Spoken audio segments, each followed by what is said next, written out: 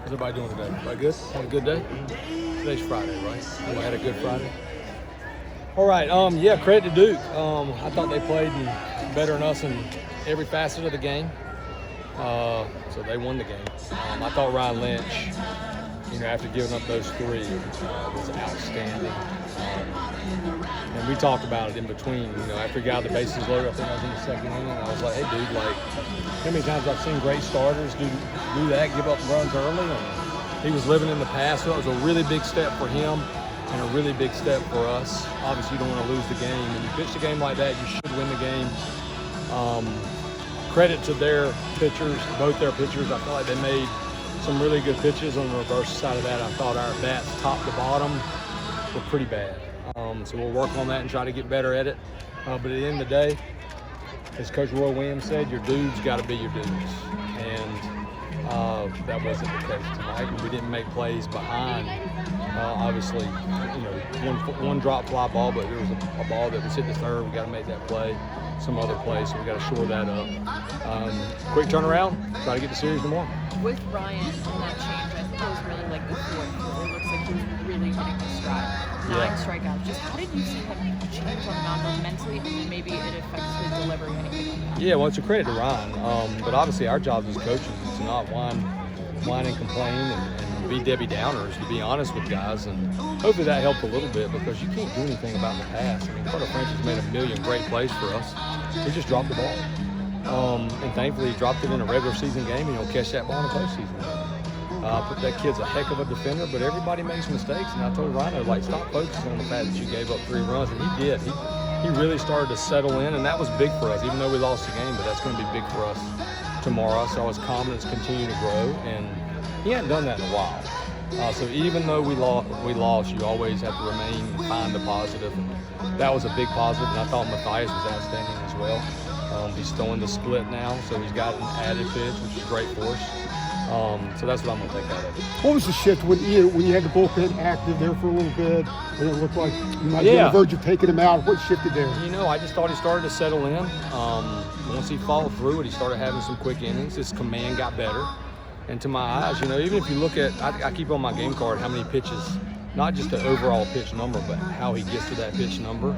And honestly, he was pretty efficient. He didn't have 38 pitch innings. And he started settling in, and obviously I have the pitch comm in my hat, so I know where it's called and where it's actually going, and he was starting to throw where it was called. And so that was big, because we need him. That's 2 quality starts for us. And if you look at our season, it's kind of been not getting good starts, finding a way to win by scoring, getting good starts, not scoring, and we're still managing to win a good amount of games. So I remind the guys, it's a matter of time for hopefully it all kind of starts working together. Coach, you have your quality at-bat chart. Are there any at-bats that you're going to point out from today's game that you're like, okay, those are good, or are most of them, especially with the ground-out to fly-out ratio? Yeah. Well, obviously when you ground the 2 double plays, that hurts the momentum, and the matchup was good. Jaden has been good. He just hit 2 hard ground balls. And I thought early on we stung some balls and we hit them right to him, but you got to get over that too. Who cares? You got to keep having good at-bats, and I felt like there was a gap in between our quality at-bats really until that 8th and 9th inning, and that's why they ended up winning the game. I feel like we gave some at-bats away. Didn't have many back-to-back good at-bats. But we'll get there. Great group. They'll be ready to go tomorrow. Coach, against this lineup, this Duke lineup that only has 1 lefty in it, how much for tomorrow's starter do you prioritize just that sort of matchup situation? Yeah. And when you consider Folger being a lefty, how do you go about it? Ironically, they've been worse overall in the season against lefties. But our 2 righties have been pretty dang good. So I'll hop on the bus. I don't know who we're going to start yet tomorrow. I've got a pretty good idea, but I'll give it some thought. Want to look at a couple more things, and we'll start either Globe, Rose, or Boaz, one of those 3. But you had Folger warming up at one point, Yeah, right? absolutely. Yeah, I felt like he was a guy that could give us some innings in between potentially. And we wanted to see, he hadn't been out of the bullpen this year. Can he be a weapon for us if we need him, because he's one of our best pitchers. So I thought maybe we go to him, but I'm glad we didn't have to go to him, because we've got a lot of great arms. And sometimes when you're in a little bit of a funk offensively, it happens every year. It's just a matter of when it's going to happen. At the end of the day, if that guy goes out there and he pitches well and we make plays, if we make plays today, we might win. What was the score, 3-1? We might win that game 1-0. Right? Yeah, I mean, It's just a spade. So obviously we need to score more runs. There's no whatever I'm trying to say without saying anything bad. But you know what? If you're around baseball long enough, you're going to have some times where you just have trouble putting runs together, and you hope it doesn't last long. That's why if you got those horses on the mound and you play premium defense, you got a chance to win every game. And we still had a chance, as bad as we were offensively, to win the game.